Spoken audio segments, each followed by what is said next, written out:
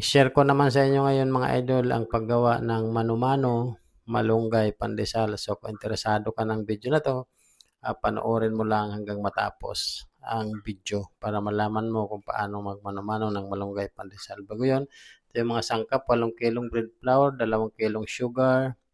Ito yung ating buttermilk, yan ay milk, hindi po yun butter, siya po ay gatas. Kasi may nag-comment doon sa unang video natin na maalat daw. Tapos malunggay flakes, 3 kutsara. Asin, 120 grams. Ang dry yeast natin, 15 grams. Oil, half can. Lata ng ibap, vanilla, itlog, 5 piraso. Linagay natin mga idol. Tapos tubig, bali siyam na lata na evaporated milk. Tutunawin muna natin yung asin, pati yung asukal, bago natin ilagay ang ating margarine. Ang margarine natin is 400 grams.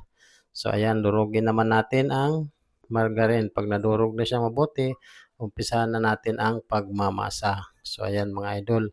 So, dito hindi na nga ako gumamit ng gloves kasi mahirap mag-gloves, malagkit. Tapos, linisan natin pag namasa na natin, lagyan natin ng oil para hindi siya didikit, no? Yan lang ang technique sa pagmamano-mano para mas madali. Kabilaan yan mga idol. Yan. Tapos basahin natin yung kamay natin ng oil bago natin masahin yung ating dough. Yan. Ganun lang mga idol. Yan. Ganito lang siya kadali. Alalay lang. Di naman ito mabilisan. Tapos yan gagawin natin. Kabilaan. Mga 2 times yan mga idol. Tapos lalagyan natin uli ang mantika ang ilalim. Tapos balik naman tayo sa procedure yung iangat natin yung mga gilid. Mga 2 times nga yan mga idol.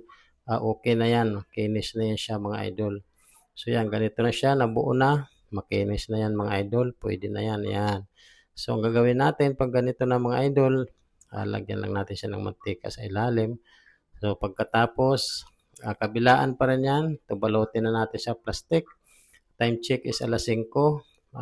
Bali ito ay babastunin ko mga 6:30 mga idol.